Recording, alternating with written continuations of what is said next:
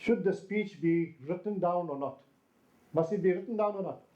Okay, so you say it should be written, but you shouldn't be using it while it's presenting. Okay. Anyone else? Does anyone say that no, you shouldn't even be writing down your speech? Depend about the situation. On what? On the on the presentation of what you are going to present and the audience, so that at least when you, let's say you didn't take a book, yes, so you know what you are going to present is better. But if there's some other thing that you need to explain to them, you can just tick in the book and explain. Okay. What I'm referring to is when you're preparing your speech, should you write down all your notes? One is when you're presenting it, should you be looking at your notes? That's something else. And what I'm asking is, should you be writing down all your points? So you say yes. You say? No, me, I'm saying you should not be writing everything down, but you should maybe write the main points, and you break it down. Okay. Smayo, what you said? Yeah, you need to write the articulation of your speech, the parts and the transition, how you're going to get from part 1 to part 2. And this you need to write, but to have it not word by word, otherwise you stick to it and then you get lost and it's not a speech. Okay, anyone else? As novices, when you are starting off, it is always advisable to write down your speech. Always advisable. Write it down in the format here, opening, body, the conclusion, support points, all the hadiths and things you're going to be putting in, write it down, especially in the beginning. When you do that, and then you're going to be going through your speech, and as you go through your speech, and you can see certain places you need to change certain things, you need to make some improvements when you're going to be discussing about storytelling, about humor, etc. You need to add these things in your speech. So especially in the beginning, write it down. As you get more proficient in speaking, it might not be necessary to write it down. Then you can just make points. Okay. How do you introduce your topic? Now, if you want to grab the attention of your audience, what are some of the things that you need to do in order to grab their attention? How should you start your presentation so that you can grab their attention? Anyone? After we thank Allah subhanahu wa ta'ala and peace and salvation to Rasulullah sallallahu alaihi wasallam, then you must give the audience and pick one, out of the audience, so ask for one person name that is easy. So just pick that name before you start your topic, so that you can concentrate. Then the audience, they will be to pick the name. I'm not understanding that. So if you ask the audience a name, and then how that's going to help? Like when you are talking, yes. So just like I don't know, how can I? Like just mention that person name. Okay. So the other, okay. Abdullah. Okay. Yes. No, you have to explain to them the importance of that topic and why you want to address it. Okay, the importance of that particular presentation. Anyone else? Maybe some kind of question or a way to make them ask themselves the question, oh, what is the answer? And then they will follow you. Okay, so one is a question. By asking a question, what happens? What happens when you ask a question? It gets their attention. Basically, they don't know the answer, then they want to know now what's the answer. So there's various ways, right, that we're going to be going through them. So you could start off with giving them some startling statistics and facts about what you are saying. So whatever the topic is, tell them something startling, something that probably they haven't heard of before, grab their attention. Hey, this person came to speak to us about something, but he knows more about this than us. If you are speaking to teachers, for example, or if you're speaking to people who've got depression problems, and you go and stand in front of them and you say, did you know that in the world, 50% of people have got problems with depression, which means that out of every two of you, one of you have got a depression problem. Startling facts. Did you know that in South Africa, it's not true, did you know that in South Africa, among Muslims, 50% of marriages end up in divorces? Startling fact, right? And then you go in, right? So that's something. So it depends on what you're talking about. Use a quotation. Quotation is very powerful. Lots of quotations you'll find in the hadith of the Prophet ﷺ, or other quotations that you get. Something that comes to mind, which you could use at different places in your presentation. A bend in the road is not the end of the road. A bend in the road is not the end of the road unless you fail to take the turn. A bend in the road is not the end of the road unless you fail to take the turn. Right, so if you are speaking to people who've got maybe drug problems or some other problems, and now you understand, tell them that, okay, you can change your life. Whatever has gone in the past is past. So a quotation like that could be useful, but there's a number of quotations in the book, so you can have a look there. If you give a story or an anecdote, a story or anecdote is very powerful. So when you're commencing, if I came here and I started telling you something that's interesting, something you haven't heard of before, and it's a story, immediately to grab your attention. Why to grab your attention? Because all of us are children at heart. When we hear once upon a time, our eyes open up. Isn't that so? Right? Why do people go to the movies? Why they go to plays? Why they watch TV? Because it's stories. Right? So we all are children at heart. So if you give a powerful story to open up your discussion, but it must be relevant to your topic, grab the attention. And I'll give you some interesting stories shortly. Ask for a show of hands. That's one of the easiest way to do. Ask them something. When I commenced, first day when I commenced, did I ask you a question? Did I ask you a question when we started? I showed you the photograph of the person there in the frying pan. Did I ask you a question? And then did I ask you to raise your hands, those of you who would like to become excellent speakers? Right, so in that way you grab the attention. The main thing is you must get the audience involved. Why is it that I'm walking around and asking you questions? Why? There's a reason for it. I don't want it to be one way. It must be two way. So in your presentation, it mustn't appear to be a speech. Never. Even if you're giving a speech, to the audience, it must not appear to be a speech. It must appear to be a conversation. I've been speaking now for almost 1 hour. Does it appear that I'm giving you a speech? Does it appear that we are having a conversation? Ask questions. Add humor. Humor is very good.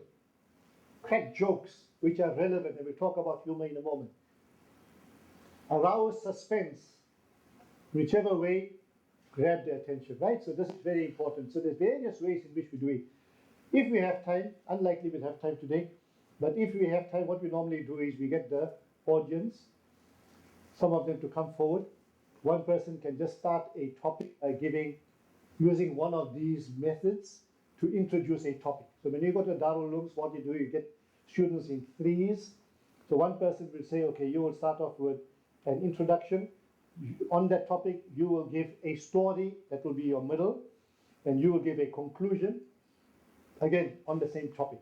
They come forward, just 2 minutes each. You can try it out when you have time, right? Or amongst yourselves. Swaziland, Malawi, other groups here. When you go back, try it out. Among the three of you. So one person says, okay, whatever the topic is, I'm going to be giving a powerful introduction. Right? Use one of these here. Then the second person, he will be giving a story on the same topic. And the stories could be from the hadith of the Prophet ﷺ. Right?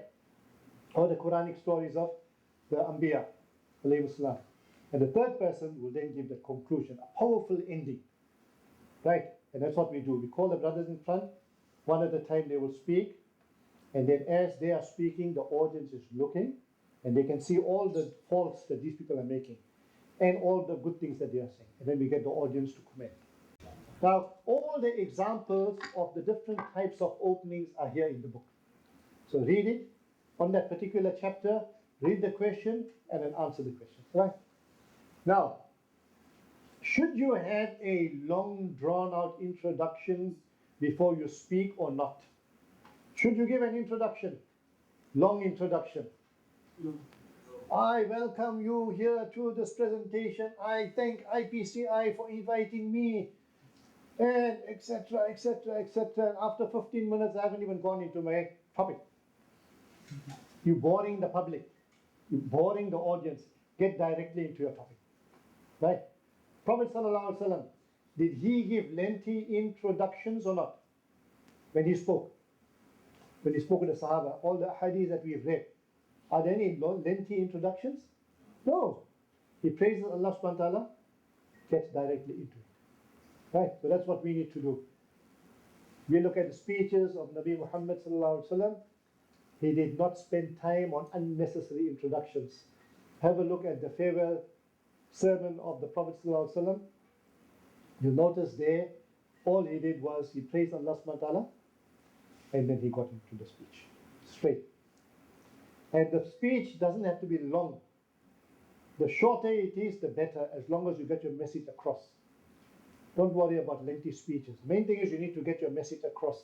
So don't waste time in lengthy introductions.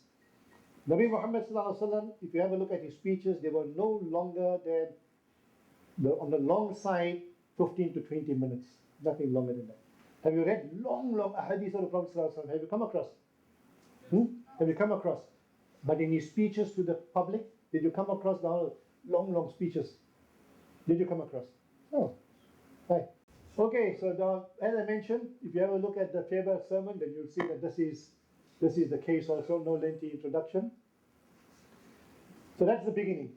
Do you understand the beginning? The opening to having the attention. Right? Now let's look at the middle. Right in the middle of the body, I say it's like a sandwich. The top slice is like your opening, the bottom slice of the sandwich is your ending. What you put in the center is all the meat, all your facts, your figures, your statistics. That is where you'll have your humor, your stories, hadith of the Prophet ﷺ, all that you'll have in the middle. Right? You have to make that interesting, because that is where you're going to be losing your audience. Yes. Did he do research before going to speak? Yes. Years and years of research. Even for every speech, he would be doing his homework. In fact, I was looking at one of his slips about a year ago, and he was making a presentation. There was a debate between himself and one of the Christian evangelists, and it was on a particular topic. And he mentioned in the debate, I don't know who it was, Jimmy Swaggart or whoever it was, he said that I have read 16 of your books that you have written. Right. So he read so many books of his opponent. So how do you, that's preparation. Right. So you're not only reading what you are going to be talking on from what the Bible says, but also your opponent. Once, one of the clips also I saw previously was they were debating a particular topic. Now this, I saw it in Jimmy Swaggart, but this is someone else I'm referring to as well. There what happened was, there was a debate on a particular point, and that person had his view on that particular point. What Sheikh Ahmed Deedat did was he pulled out a book, and he said that, is this the book that you have authored? He said yes. He opened a particular page and he read the statements that were written there, which was contrary to what that particular person was stating on the stage. See? So immediately whatever arguments he had were destroyed. Now how did that happen? Because he did his homework. Okay? So this is where you'll get all your information when you do your homework. That's why we say, if it's 1 hour for 1 minute speech, there's a reason. Because you must become an expert in whatever you say. But it takes time, but you can achieve it. Fill it with facts and figures. Pepper it with stories and anecdotes of the people of the past as mentioned in the Quran and Sunnah. Quranic verses, hadith of the Prophet ﷺ. Thousands of examples you'll get. There's no shortage of information if you look into the Sharia. What time do you normally take the tea? 2011. Okay. Right. So that's the middle. Every audience like the speaker to dig out new facts new figures, new material related to their interests. Not to the speaker's interest, to their interests. Later on, if we have time, we'll talk about your audience. You must make sure that you do homework not only against the other people who are speaking, if there's a debate, but you have to do homework regarding the audience. You must know who your audience is. Very important. Anyway, you're speaking. Why is that necessary?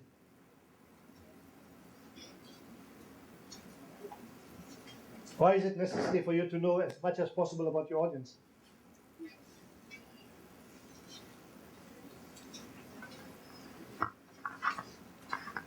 Yes, brother? Someone had a hand up here. Yeah. Because you can be able to address them according to their level. You speak to them according to their level, correct? To captivate the audience. Captivate the audience, okay, so you don't lose them. Yes, anyone else? In order to captivate them, you need to know what best interests them. What, right. So what's important is that you must be speaking to anyone, any particular presentation you're making. You must be speaking to the audience what they need to know, not what you want to tell them. Quite often the mistake we make is I want to tell them everything that I know on this particular topic. I'm the expert on this topic, so I must tell everyone about it, even though it might be of no interest to the audience. Because when it comes to the audience, one thing that is always in the audience's mind is what's in it for me? What is in it for me? What benefit can I, as the audience, get out of this speech, this presentation? When you came here this morning, if you're told that we're having this particular presentation, what's going through your mind immediately is what benefit you're going to get out of this presentation. Isn't that so? Isn't that so? Every audience thinks like that.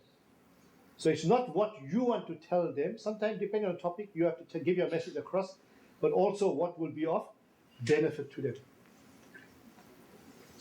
New material related to their interests. Okay, that's as far as the middle is concerned. We can talk a lot about it, but I'll be covering it in some of the other points we'll be mentioning. Any questions on the middle? Right, so we covered the beginning and the middle. Now if you look at the end, how do you conclude a topic? Again, you need to grab their attention at the end. So what are some of the ways in which you can grab their attention at the end? Just before we get to the conclusion, Yes. how do you avoid the repetition of what you have said in the body? In the conclusion. Says, for example, I'm talking about the importance of Salah. Yes. Right? So how do I avoid the repeating one thing, and again and again? In that same speech. Yeah. Okay, so that's the importance of writing down your speech.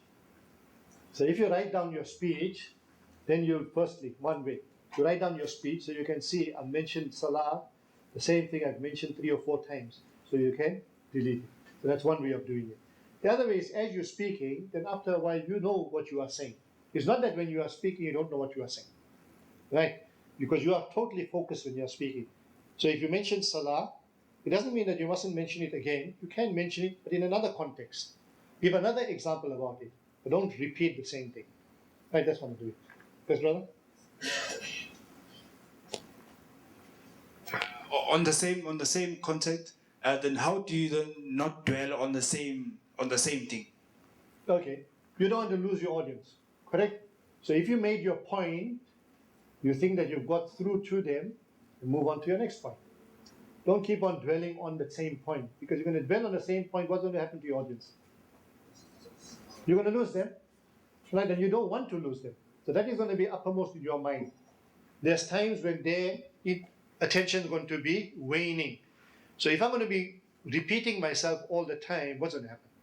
That's going to go. So you're going to be alert after this presentation, and inshallah after you read the book. All these things you're going to be alert to when you're going to give your speech. What's going to also happen is that the next time you listen to someone speaking, immediately the things that you've learned and you've read about, it's going to be uppermost in your mind, and you're going to be evaluating the speakers in future. Automatically it's going to happen. The next person who speaks, whoever is going to be speaking, that's the first thing you're going to be doing. Now this is what I've learned. This is what I saw Mahomed Vahed doing. This is what I read in the book. Now see, these are the places where he's doing wrong. Now that will alert you that these are things that I shouldn't be doing. Right? The other thing very important is repeatedly we get people who come to our presentations, even seasoned ulama, they say that having read the book, we have now realized that the ahadith that we've been reading over the years and even quoting in our lectures, we're looking at it with a different eyes now. Because you'll be looking at it from a different perspective. Soon we'll be giving you examples of hadith of the Prophet regarding various aspects of public speaking. So the same hadith you've been reading, now you'll see it from a different perspective. Okay. Any other questions on the middle before we move on to the end now? No. In the end, so what are some of the ways in which you can grab their attention again? Anyone? By giving your views on how to solve How to solve their problem. their problems. Correct? Anything else? By summarizing the intro and the body and putting it in a smaller.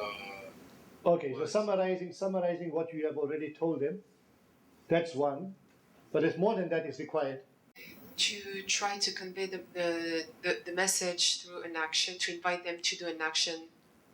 Call to action. Yes. Right, there's call to action. Okay, anything else? To emphasize the main point. To emphasize the main point. Okay, what you must bear in mind is that the methods that I already showed you with regard to how to introduce your topic, those are the methods that will be used for concluding your topic as well. So you refer back to the opening. So what we've discussed, what this topic was about, you can refer to that. Using a quotation. Again, looking at the hadith of the Prophet ﷺ, Quranic verses or other quotations. Asking a question, right? Nabi Muhammad ﷺ, in the farewell sermon, at the end of the farewell sermon, he asked the Sahaba, have I conveyed the message to you? What was that? Question. And what was their answer? All of them stated yes. See? Right, so that's one example. Telling a story. Again, you can give a very relevant, pertinent story to conclude, and again, you to grab their attention. Sometimes what you can do, and this I use for some of my presentations, you can have the entire presentation in the form of a story. So if I do workshops for educators, there's one presentation that I do is the greatest teacher in the world. The parable of the greatest teacher in the world. So it's actually a parable, it's a story. Right, I've thought it up. So the entire 1 hour's presentation is based on a story. Not a true story, I've thought it up. The parable of the greatest teacher in the world. So I start off, now they're listening to a story. Now when you listen to a story, you always want to know what's next, what's next, what's next. Isn't that so? Right. When you're reading a powerful book, when you're reading the book, why is it that some books, you just can't put it down? After you finish the 1 page, then you want to see what's next, what's next, what's next. So, in that parable, the whole presentation is a parable. And then you give a number of short stories, anecdotes, number of them. And every story on its own has got a message. So every time you give a story, you're grabbing their attention. Then you're talking, that main story you haven't forgotten, the thread still runs. And then you move on to your next point and give another short story. Again, you grab their attention. Right? You made your point, you move on, you're still talking about that main story of yours, and then you give them another small anecdote. Very powerful, right? There's various ways in which you can do it. So telling a story is very powerful. Reciting a poem, a naat, a nazam. I've seen public speakers, they have in their pocket a poem, small poem. And then when they're concluding, they pull out that, if they don't know that poem by heart, they pull out that piece of paper and then they will read. Very, very powerful, very pertinent to the topic, and will get the message across. Right? So that can be done. Like sometimes you get some of the speakers, they talk about, there's Arabic poetry about Nabi Muhammad sallallahu alaihi wasallam. Very powerful poems. Right? So something like that. Summarize. Now, Do you know what is meant by this tell formula? Anyone? Very powerful in public speaking. Tell formula is simply this. At the beginning of your speech, you must tell them what you are going to tell them. Then you proceed to tell them. And at the end of your speech, you tell them what you have told them. Right? So tell. Very important. It is neglected by 99.9% of public speakers and our ulama. With the result that when we finish, generally when we go to masajid, or whatever talk it is, or even we go to lectures, if the sheikh, the imam has made 5 points, and we found the speech to be very, very interesting, and we want to go home and tell our family about it, when we try to recall the 5 points, generally how many points will we remember? 2 points, 1 point, 3 points maximum. Why? Because the imam hasn't done us a service by repeating what he's told us. So tell. In the beginning you tell him, okay, we're going to be speaking about whatever the topic is, and we're going to be analyzing a hadith of the Prophet ﷺ. And in this hadith of the Prophet ﷺ, there are 5 points. You tell him up front. Point 1 is this, point 2, point 3, point 4, point 5. Or you don't even go into the details. And then you proceed to tell them. So now you tell them the point 1. You go through, tell them point 1. When you finish point 1, before you go on to point 2, just remind them what point 1 was. Right, now we finished the first point, and this was what that point was. Now you move on to point 2. You mentioned point 2. When you finish point 2, and there's a reason why I'm saying this, to repeat it. And then you'll go on to point 3. And then you just say, okay, now out of the 5 points, we finished point 1, which was this. We finished point 2, which was this. Now you're moving on to point 3. And then point 4, and then point 5. And then when you finish, summarize what you've told them, in the sense that you tell them, okay, our topic today was this, and there were 5 points that we discussed in the hadith of the Prophet ﷺ. Point 1 was this, point 2 was this, point 3, point 4, point 5. Then when we leave that presentation, how many points do you think you will remember? 5. So see what a service you'll be doing to your audience. Doesn't only have to be a Jummah khutbah, anything. Right? The other advantage of telling them as you go along that we finished point 2, now we're moving on to point 3. And point 1 was this, point 2 was that. Very big advantage. When we go to Jummah khutbahs, quite often we or other people come into the masjid while the talk is on. Isn't that so? When we come halfway through the talk, most of the time we are lost. Isn't that so? Right, because we don't know what the topic is about. So if the imam is saying, okay, we finished point 1 and point 2, you come in there when it's point 3, now immediately you know, okay, this is what they're discussing, these are the 2 points they mentioned, and now you can follow it. Useful or not? Useful or not? Very powerful, right? So that's what you'll do at the beginning. So you grab their attention, and you'll tell them that these are the things that we're going to be discussing. Now, let's look at my presentation. Did I practice that or not? Did I or not? How did I practice it? Did I tell you all what I was going to tell you all? How? Correct. So I told you, firstly, this is the book. These are all the topics that are covered in the book. But we won't have time for that. But what we are going to be covering, and I had the contents. I said there's 6 points here. We'll only be able to go through about 4 points. So I was telling you all what I'm going to be telling you all. That's one. Secondly, as we're moving along, then you know that, okay, now I'm still busy on point 2. There's still another 2 or 3 points left. See? So what I'm telling you, I'm already putting it in practice just to show you, right, in practice how it works. So that's very important. So at the end, you can summarize for them, and then you get that call for action. That's very important. Telling them what to do, what you expect from them. That's a call of action. Okay. One other thing you need to remember. When we talk about referring them back to the opening, it is like your speech must be like a tasbih, beads. So when you start off from the first bead, right? That's your opening. And then you'll take them through the entire presentation. And when you're ending up, the tasbih must be closed. It can't be left open. Because if it is left open, will you be getting your message across or not? You won't be getting your message across. A number of speakers fall into this problem, is that they are so excited about the topic, they start talking, they finish point 1, point 2, and then they start giving examples on point 3. They'll give one example, then another example, another example, another example, and they carry on and they forget where they were. They don't finish point 4, point 5. Be very aware of it. Always bring yourself back, right? So if you're looking at a tasbih, so when you finish, you come back to where you started off, right? Because otherwise you haven't finished your topic.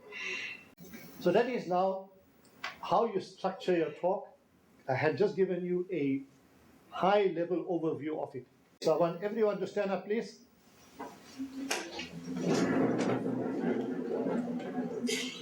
I want you to take deep breath. Breathe through your nose. Deep breath. Fill your lungs. Keep the breath for a few seconds and then breathe out through your mouth. Right, take deep breaths through your nostrils. Keep it there in your lungs. Breathe out through your mouth. Make the sound. Deep breath again. Keep it there for a few seconds. Breathe out. Again. Breathe out slowly. Pick up your hands above your head. Straight up. Turn to your left. Turn to your right. Touch your toes. Your toes. Not the desk, your toes. Right up again. Touch your toes again. MashaAllah, MashaAllah. Well done, well done. Okay, take a seat, please.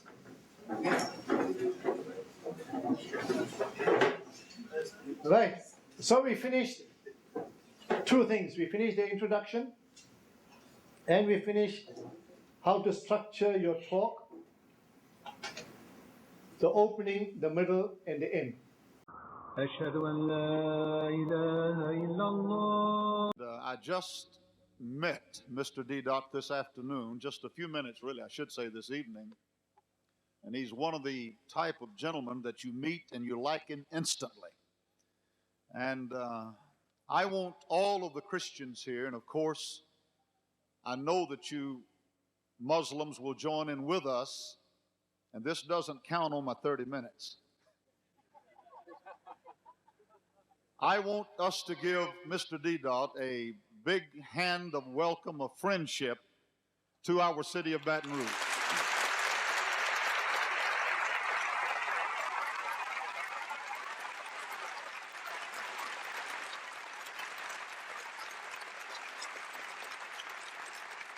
He is a scholar, and I am not a Bible scholar, even though I am an avid Bible student.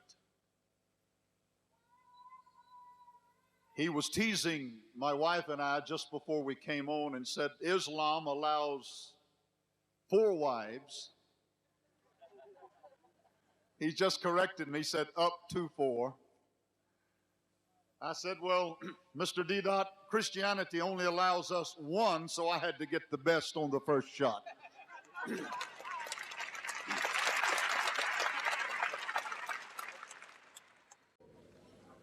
I am honored to be here tonight.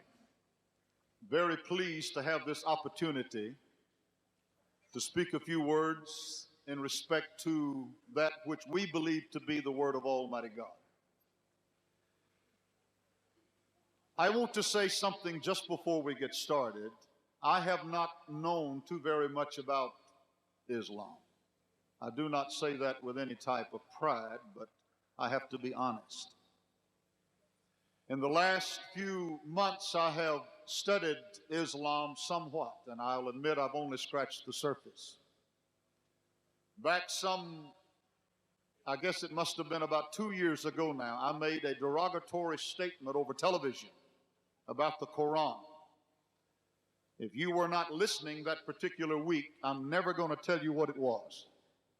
What I want you to notice is the eye contact that he is making, both of them, how they're looking at the different parts of the audience, their gestures, right? Hand movements, arm movements.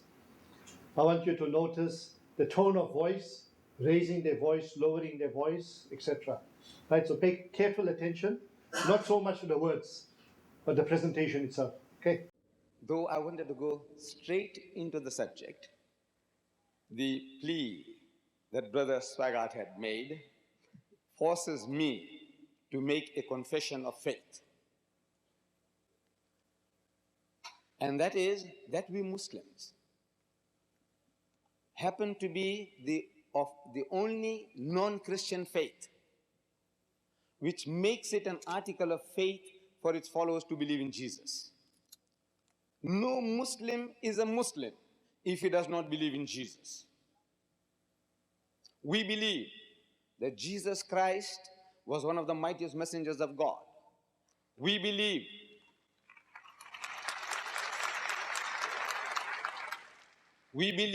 that he was the Messiah. We believe in his miraculous birth, which many modern day Christians reject today. We believe that he gave life to the dead by God's permission, and he healed those born blind and the lepers by God's permission. We are going together.